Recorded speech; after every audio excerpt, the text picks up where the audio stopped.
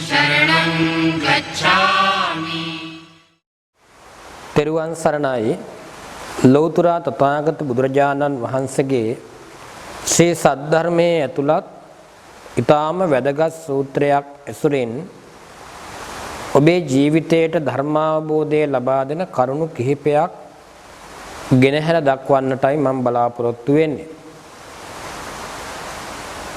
ලෞතර බුදුහාමුදුරෝ දේශනා කළ සූත්‍ර ඇසුරින් මේ පුද්ගල ජීවිතය සංවර්ධනය කරගෙන සමාජ හිතකාමී පුද්ගලයෙක් ලෙස ජීවත් වීමට අවශ්‍ය කරුණු කාරණා බෙහෙවින් මේ සූත්‍රවල සඳහන් වෙනවා. එක අවස්ථාවක බුදුහාමුදුරුවෝ දක්වනවා ධර්මය කියලා කියන්නේ පහුරක්.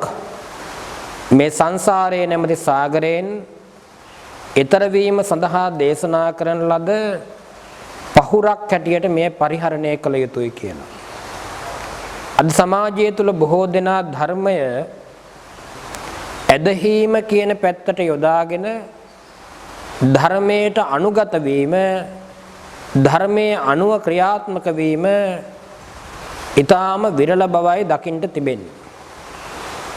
අද මා විස්තර කරන්නට බලාපොරොත්තු වෙන්නේ මජ්ක්‍ධිම නිකායේ ඇතුළත් අබේරාජ සූත්‍රයෙන් බුදුහාමුදුරුවන්ගේ දේශනාවේ ඇතුළත් කරුණු කිහිපයක් විග්‍රහ කරන්නට. මේ ලෝකේ සත්වයා ජීවත් වෙනකොට උපතින්ම ලැබෙන හැකියාවන් තිබෙනවා. ඒ ලැබෙන හැකියාවන් අතර බොහෝ වෙලාවට අපි දකින්නේ ධනය වස්තුව හැටියට දකින්නේ භෞතික සම්පත් විතරයි. මේ ලෝකේ අපි යථාබෝධයෙන් දැක්කහම අපිට තේරුම් ගන්න පුළුවන් දැකීම කියන එක විශාල සම්පත්තියක්. දැකීම කියන සම්පත්තිය ලැබෙන්නේ ඇස මූලික කරගෙන. ඇස මූලික කරගෙන ලැබෙන සම්පත්තිය හැම දිනාටම ලැබෙන සම්පත්තියක් නෙවෙයි. ලෝකේ ඇස් නොපෙනෙන අය කොච්චර ඉන්නවද? ඇස් නොපෙනෙන අය අතර ඇස් පෙනෙන අපි ඊටාම වාසනාවන්තයි. ඊළඟට ශ්‍රවණය වීම කියන එක විශාල සම්පත්තියක්. ශ්‍රවණය කියන එක නොදැනෙන අය කොච්චර ඉන්නවද?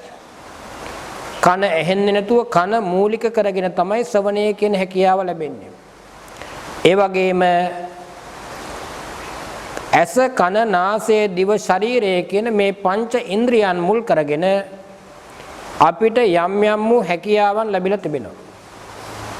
ඒ ලැබිලා තියෙන හැකියාවන් අතර වචනය, කතා කිරීමේ හැකියාව කියන එක ඊටාම් වැදගත් දෙයක්. වචනය කියන එක පිළිබඳව බුදුහාමුදුරුවෝ වචනේ භාවිතා කරන්න ඕන ආකාරය පිළිබඳව, තමන් වහන්සේ වචනේ භාවිතා කරන ආකාරය පිළිබඳව මේ අබේරාජ සූත්‍රයේ ඊටාම මැනවින් විග්‍රහ කරලා තිබෙනවා. එහිදී බුදුජානන් වහන්සේ ළඟට මේ අබේරාජ කියන කුමාරයා බුදුරජාණන් වහන්සේ ළඟට එවනවා. එක අවස්ථාවක නිගණ්ඨ නාථපුත්ත ශාස්ත්‍රූවරයාගේ ඉගැන්වීම පරිදි මේ අබේරාජ බුදුරජාණන් වහන්සේ ළඟට එනවා. ඇවිල්ලා බුදුරජාණන් වහන්සේ ළඟ බුදුන් වහන්සේගෙන් ප්‍රශ්න අහන්න උත්සාහ කරලා වාඩි වෙන අවස්ථාවේ භික්ෂු භික්ෂුණී උපාසක උපාසිකා කියන සෙව්වණක් පිරිස බුදුන් වහන්සේ පිරිවරාගෙන සිටින නිසා ඒ වෙලාවේ අබේරාජ කුමාරයා කල්පනා කරනවා මම මේ ආකාරයෙන් ප්‍රශ්න අහලා බුදුන් වහන්සේ පරාජයට පත් කරන්න උත්සාහ කළොත් මම බුදුන් වහන්සේ ඉදිරියේ පරාජිත පුද්ගලයෙක් බවට පත් වුණා කියන එක සමාජය තුල ප්‍රකට වෙනවා. ඒ මා කෙරෙහි ඇතිවෙන බලවත් නින්දාවක් කියන බව කල්පනා කරලා බුදුන් වහන්සේ තමන්ගේ නිවසට වැඩම කරවනවා. දානය සඳහා වැඩම කරවන්නට ආරාධනා කරනවා. ආරාධනා කරලා සියතින් දන් පිළිගන්නලා සියලු කටයුතු නිම කරලා දැන් මෙයා කල්පනා කරනවා මගේ ප්‍රශ්නේ අහන්න හොඳම වෙලාව.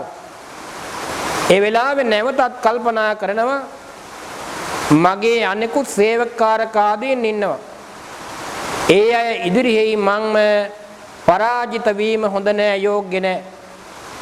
ඒ නිසා පළමු පියවර විදියට සේවකාරකාදීන් ඒ තමන්ගේ ගෘහයෙන් ඉවත් කළා. ඊළඟට කල්පනා කළා භික්ෂූන් වහන්සේලා වැඩ ඉන්නවා. ඒ භික්ෂූන් වහන්සේලා වැඩ ඉන්න වෙලාවේ තමන් ප්‍රශ්නයක් අහලා බුදුන් වහන්සේ ඉදිරියේ පරාජිත වුණොත් උන්වහන්සේලා විහෙර විහාරස්ථානවල ගම් නියම් ගම් වල මේ කරුණ සැලකලාවේ ඒ තුලින් මට බලවත් වූ අප්‍රසාදයක් ඇති වෙනවා. ඒ නිසා මා කල යුත්තේ උන්වහන්සේලාද මෙතනින් ඉවත් කිරීමයි කියන එක කල්පනා කළා. ඒ වෙලාවේ කල්පනා කරනවා නැවත වතාවක් බුදුන් වහන්සේ පිරිවරාගෙන වැඩ සිටිය මහා සංඝ රත්නයට මම යන්න කියලා උපදෙස් දුන්නොත්, ඉල්ලීමක් කළොත් බුදුන් වහන්සේ ඒ එක්කම වැඩම කරાવી. එතකොට මට ප්‍රශ්නේ අහන්නට කෙනෙක් නැහැ. ඒ නිසා මම හොඳ උපක්‍රමයක් යොදනවා කියලා බුදුහාමුදුරුවෝ ළඟට තමන්ගේ පුංචි දරුවා අරගෙන එනවා. ඇවිල්ලා බුදුන් වහන්සේගේ අවසරයේ පරිදි පුංචි ආසනයක වාඩි වෙනවා. වාඩි වෙලා බුදුහාමුදුරුවන්ගෙන් අහනවා, ස්වාමීනි මම දැන් මේ ඔබ වහන්සේගෙන් ප්‍රශ්නයක් අහන්න දිගු කාලයක් කල්පනා කරමින් ඉන්නවා. බුදුන් වහන්සේගේ අවසරය ලැබෙනවා. අබේරාජ ඔබේ ප්‍රශ්නය අහන්න. ඒ වෙලාවේදී නිගණ්ඨනාථ පුත්ත විසින් සැලසුම් කරන ලද මේ ප්‍රශ්නය මේ අබේරාජ කුමාරයා අහනවා. මේ ප්‍රශ්නේ සැලසුම් කළේ දෙපැත්ත කැපෙන ප්‍රශ්නයක් විදියට. ඔව් කිව්වත් බුදුන් වහන්සේ පරාජයටපත් වෙනවා, නැහැ කිව්වත් බුදුන් වහන්සේ පරාජයටපත් වෙනවා. ප්‍රශ්නේ තමයි මොකද්ද? ඔබ වහන්සේ මිනිස්සුන්ට චෝදනා කරනවද, දෝෂාරෝපණය කරනවද කියන එක. ඒ වෙලාවේදී ඔව් කියලා උත්තර දුන්නොත් ඔබ වහන්සේ මහා කාරුණිකයන් වහන්සේ තථාගතයන් වහන්සේ කියන බව ප්‍රකටයි. ඔබ වහන්සේට ගෞරව නොකරන අය කෙරෙහි අකාරුණිකව ඔබ වහන්සේ කටයුතු කරනවා කියලා දෝෂාරෝපණය කරන්න පුළුවන් ඔව් කියන උත්තරේ. නෑ කියලා කිව්වොත් එහෙම ඒ වෙලාවේදී පුළුවන් ඔබ වහන්සේ තමන්ට වෛර කරපු, තමන්ට එරෙහිව කටයුතු කරපු දේවදත්ත අපායගාමී වන බව ප්‍රකට කරලා තිබෙනවා, ප්‍රකාශ කරලා තිබෙනවා. එහෙනම් ඔබ වහන්සේ තථාගතයන් වහන්සේ වුණත් බොරු කියනවා කියලා අවඥාවට ලක් කරන්න පුළුවන්. මේ ප්‍රශ්නේ තමයි අබේරාජ කුමාරයා අහන්නේ. ඒ වෙලාවේදී බුදුහාමුදුරුවෝ නැවත වතාවක් මේ ප්‍රශ්නයකින්ම පිළිතුරු දෙනවා. දැන් සමාජය තුල අපි ළඟට එන මිනිස්සු බොහෝ දෙනෙක් ප්‍රශ්නවලට අපෙන් අපහසුවටපත් කරන්න ප්‍රශ්න අහනවා. ඒ වෙලාවේදී බුදුහාමුදුරුවන්ගේ මේ ක්‍රමවේදයේ අනුව කටයුතු කළොත් බුදුන් වහන්සේ කලබල වුණේ නැහැ. තමන් වහන්සේ දිවසින් දැක්ක අබේරාජ සූදානම් වෙන්නේ මේ කාරණාවට කියලා. ඒ වෙලාවේදී බුදුහාමුදුරුවෝ නැවත වතාවක් තමන් වහන්සේගෙන් අහපු ප්‍රශ්නයට ප්‍රශ්නයකින්ම පිළිතුරු දෙනවා. අබේරාජ, ඔය ඔබ අතේ ඉන්න දරුවා කාගේද? ස්වාමීනි මේ දරුවා මගේ. ඔබ ඔය දරුවට කොච්චර ආදරෙයිද? මගේ පණට වඩා මම මේ දරුවට ආදරය කරනවා කියලා අබේරාජ කුමාරයා පිළිතුරු දෙනවා. ඊළඟට මොකද කරන්නේ? බුදුරජාණන් වහන්සේ නැවත ප්‍රශ්නයක් අහනවා. අබේරාජ, ඔය දරුවගේ කටේ උගුරේ යම් විදියකින් ආහාර සමග කටුවක් ඇනුනොත්, තෙවුණු කටුවක් දරුවා හිර කරගත්තොත්, ඒ වෙලාවේ ඔබ මොකද කරන්නේ? ඒ වෙලාවේ අබේරාජ කුමාරයා පිළිතුරු දෙනවා, ස්වාමීනි මම කොහොම හරි උත්සාහ කරනවා ඒ කටුව එළියට ගන්න. අබේරාජ අමාරුවෙන් මේ දරුවා අඬනවා, වේදනාවටපත් වෙලා. ඔබ මොකද කරන්නේ? ඒ වෙලාවේ අබේරාජ කුමාරයා කියනවා, මම කට බලෙන් ඇරලා උගුරට ඇඟිල්ල දාලා අර උගුරේ තියෙන කටුව ඇදලා ගන්නවා එළියට. බුදුන් වහන්සේ කියනවා මේ අබේරාජ දරුවට රිදෙනවනේ. ඒ වෙලාවේ මේ අබේරාජ කුමාරයා කියනවා ස්වාමීනි රිදුනත් මම ආදරයේ සෙනෙහස නිසාමයි ඒ ආකාරයෙන් කටයුතු කරන්න කියලා. ඒ වෙලාවේ දැන් බුදුහාමුදුරුවන්ට අවශ්‍ය උත්තරය අබේරාජ කුමාරයාගෙන් අරගෙන ඉවරයි. බුදුහාමුදුරුවෝ දේශනා කරනවා අබේරාජ මමත් මගේ ශ්‍රාවක පිරිස කෙරෙහි ඒ අය කෙරෙහි කරුණාව මෛත්‍රිය නිසා මෙබඳු ආකාරයෙන්ම කටයුතු කරනවා. සෞම්‍ය වශයෙන් වගේම යම් යම් අවස්ථාවන් වල තදින් ක්‍රියාත්මක වෙන අවස්ථාවලුත් තිබෙනවා. ඒ ක්‍රියාත්මක වෙන්නේ ඔවුන්ගේ යහපත සඳහාමයි. අබේරාජ මම වචනේ පරිහරණය කරනකොට මෙන්න මේ ආකාරයෙන් හික්මනව කටයුතු කරනවා. අබේරාජ යම් විදියකින් මම වචනයක් පරිහරණය කරනකොට ඒ වචනය ඇතුළත්ව තිබෙන්නේ අසත්‍ය කාරණාවක් නම් ඊළඟට ඒ වචනේ ශ්‍රවණය කිරීමෙන් ශ්‍රාවකයා කෙරෙහි ප්‍රයෝජනයක් නැත්තම් මම මොනම අවස්ථාවකදීවත් එම වචනේ භාවිතා කරන්නේ නැහැ. ඒ නිසා බුදුහාමුදුරුවෝ වචනේ පාවිච්චි කරනකොට සත්‍යතාවය සහ ඒ වචනේ ඇති ඵලදායීතාවය පිළිබඳව කටයුතු කරනවා. දෙවැනි කාරණාව විදියට බුදුහාමුදුරුවෝ පැහැදිලි කරනවා අබේරාජ මම කතා කරන වචනේ සත්‍ය වෙන්න පුළුවන්. හැබැයි එම වචනේ ශ්‍රවණය කිරීමෙන් ඵලදායීතාවයක් නැහැ. ඇති වෙන්නේ ගැටලුවක් විතර නම් ප්‍රශ්නයක් විතර නම් අහන කෙනා ශ්‍රවණය කරන්න කැමති වුණත් මම ඒ වචනේ පාවිච්චි කරන්නේ නැහැ. අද සමාජය තුල අපි දන්නවා සමහර උදවිය යමක් දුටු පමණින් ඒ දැක්ක දෙය ගැටුම් ඇති වෙන බව දැනත් ඒ වචනේ තැන් තැන් වල කියනවා. ඒ තුලින් මහ විශාල අර්බුද ඇති වෙන අවස්ථාවන් අපි දකිනවා. බුදුහාමුදුරුවෝ මේ අබේරාජ සූත්‍රයේදී ශ්‍රාවක පිරිසට ශ්‍රාවක කියන වචනයෙන් විග්‍රහ කරන්නේ භික්ෂු භික්ෂුණී උපාසක උපාසිකා කියන හැම දෙනාටම. එහිදී සඳහන් කරනවා තමන් කතා කරන වචනේ සත්‍ය වුණා අහන කෙනා ශ්‍රවණය කරන්නට කැමති වුණා ඒ තුල ඵලදායීතාවයක් නැත්නම් ඇති වෙන්නේ අර්බුදකාරී තත්වයක් නම් එහිදී තුෂ්ණීම් භූත විය යුතුයි එම වචනේ පාවිච්චි නොකළ යුතුයි කියන බව. ඊළඟට බුදුහාමුදුරුවෝ සඳහන් කරනවා වචනය සත්‍ය වෙන්න පුළුවන්. ඊළඟට වචනේ ඵලදායීතාවයෙන් යුක්ත නම් අහන කෙනා අහන්න අකමැති වුණත් මම ඒ වචනේ කතා කරනවා.